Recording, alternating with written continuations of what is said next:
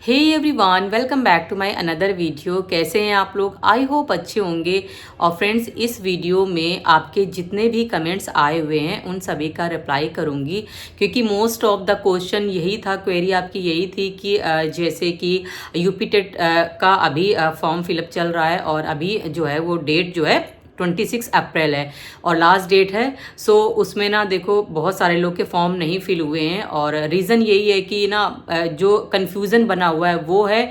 और साथ में जैसे आप लोग के ये भी कमेंट्स आ रहे थे कि जिन लोगों ने सीटेट क्लियर कर लिया है, मतलब कि चाहे वो उन्होंने अभी जनवरी में क्लियर किया हो पेपर 1 पेपर 2 या फिर इससे पहले का क्लियर हो, तो देखो उन लोग के कमेंट्स आ रहे थे कि अगर हमारा सीटेट क्लियर है तो क्या हमें यूपी टेट देने की ज़रूरत है, या फिर यूपी टेट भी पहले क्लियर कर चुके हैं तो क्या अब दोबारा देने की ज़रूरत है। तो इन सभी के जितने भी डाउट्स हैं ना इस वीडियो में मैं आपके सबके डाउट्स क्लियर कर दूंगी। सो चलिए वन बाय वन करके ना बात कर लेते हैं। अब देखो सबसे पहले बात करते हैं कि जिन लोगों ने सीटेट क्लियर कर लिया है ऑलरेडी, चाहे वो उन्होंने अभी जनवरी में क्लियर किया हो या इससे पहले जो सीटेट हुए हैं उसमें पास कर लिया हो, अगर आपके पेपर 1 पेपर 2 दोनों ही क्लियर हैं, ठीक है, तो आपने अगर यूपी टेट का फॉर्म अभी तक नहीं क्लियर किया, कोई भी पेपर अभी आपने नहीं दिया, क्योंकि आपको ही पता होना चाहिए यूपी टेट का जो फॉर्म है ना आज से मतलब कि 4 साल 5 साल पहले ही आया हुआ था। 21 में फॉर्म आया हुआ था और 22 में इसका पेपर हुआ, तो 4 साल हो चुके हैं ऑलमोस्ट।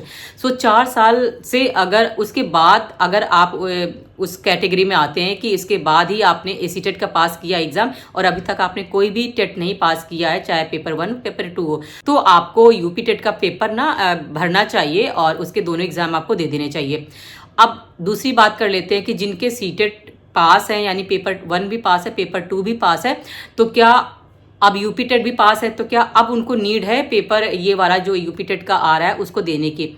तो देखो सबसे पहली बात तो अगर आपके सारे पेपर क्लियर हैं तो मुझे नहीं लगता है कि बेवजह में आप अपना पैसा वेस्ट करो, यहाँ पे आप अपना फॉर्म फिल करो। मुझे नहीं लगता किसी को भी नीड होनी चाहिए। अगर हाँ आपके नंबर थोड़ा ऊपर नीचे कम है, या मतलब कि जैसे कि यूपी टेट में नंबर कम थे पिछली बार, अब आपने दिया, अब आपको नंबर बढ़ाने, या फिर बॉर्डर पे नंबर थे उससे थोड़ा नंबर आपको और अच्छे नंबर चाहिए, तो आप दे सकते हो। अगर आपको नंबर आपके नंबर अच्छे हैं, सारी चीज़ें क्लियर है, तो आप मत दो। बेवजह में आप अपना पैसा मत खराब करो, क्योंकि अच्छी खासी फीस भी होती है और फिर दोबारा से भी आपको वही चीज़ें पढ़नी पड़ेंगी, तो वो सब चीज़ें ना आपका मुझे लगता है कि टाइम वेस्ट होगा और बेवजह में आप भरोगे और कुछ भी नहीं होगा।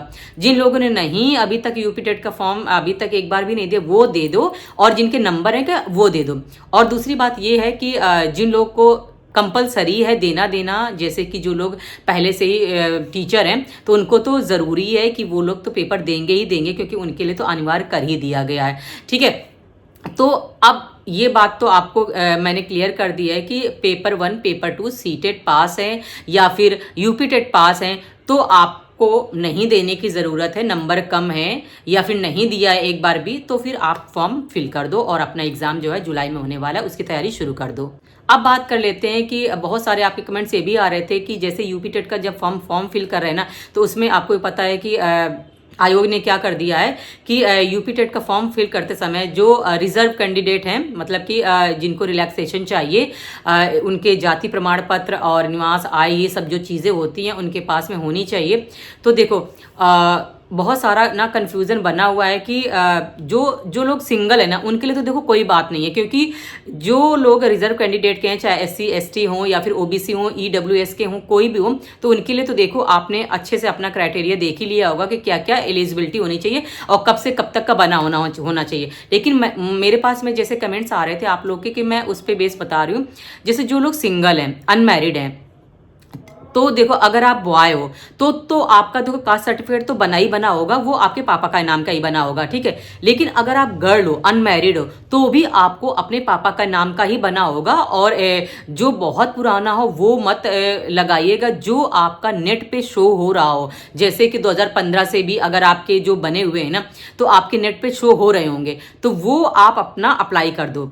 अब दिक्कत कहाँ पे पता आ रही है, जो लोग मैरिड हैं और साथ में उनके जो कास्ट सर्टिफिकेट है वो बना हुआ है हस्बैंड के साइड का और पापा के साइड का भी बना हुआ है, लेकिन वो जैसे काफ़ी पुराना है या फिर मतलब नहीं बना हुआ है, उन्होंने डायरेक्टली हस्बैंड के साइड का ही बनवाया हुआ है, तो वहाँ पे दिक्कत आ रही है। क्योंकि वहाँ पे ना नोटिफिकेशन में लिखा हुआ है कि पिता पक्ष की तरफ का ही जो कास्ट सर्टिफिकेट है वो होना चाहिए। अब देखिए एक बात है, ये पिता पक्ष का ना क्यों ले रहे हैं, मैं आपको रीज़न बता रही हूँ। जैसे जाति होती है ना, तो देखो जाति ना कभी भी नहीं बदलती है।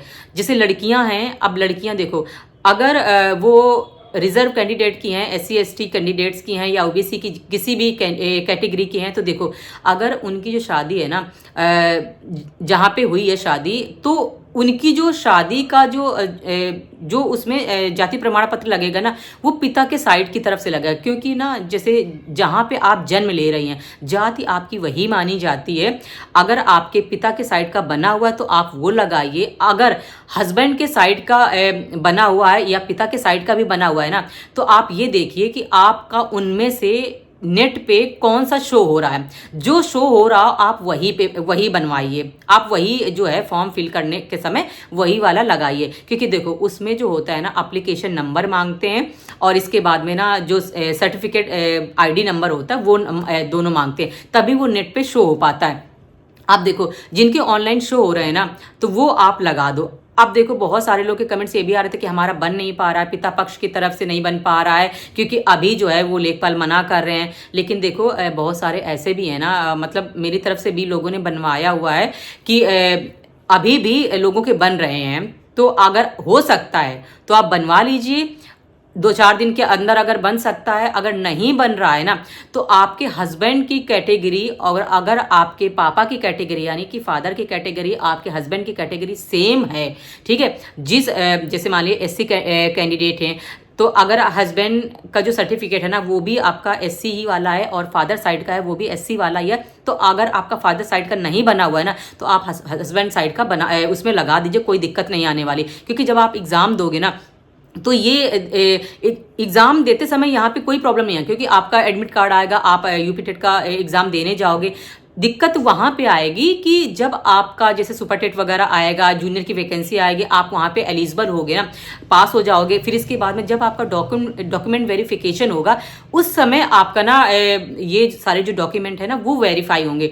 तो अगर आपका अभी भी नहीं बना हुआ है ना, तो कोई परेशानी वाली बात नहीं। आपका पिता की साइड का नहीं बना हुआ है, हस्बैंड के साइड का बनाना, आप वही वाला लगा दीजिए। इस समय कुछ नहीं चेक होगा, कुछ भी नहीं, कोई दिक्कत नहीं आएगी। जब आप पास हो जाओगे ना, जब आप शिक्षक भर्ती में भर जाओगे सारी, जब ज्वाइनिंग के टाइम पे आपका वेरिफिकेशन होगा ना, उस समय काम करिएगा, आप अप्लाई कर दीजिएगा, उससे पहले ही अप्लाई कर दीजिएगा तो आ जाएगा। बशर्ते आपका ना नेट पे शो होना चाहिए। सपोज आपने जो नंबर डाला हुआ है ना, एप्लीकेशन नंबर, वो बहुत पुराना है लेकिन पिता पक्ष का बना हुआ है, लेकिन वो आपका नेट पे शो ही नहीं होगा, तो उसका क्या ही फायदा, वो तो इनवैलिड दिखाएगा ना।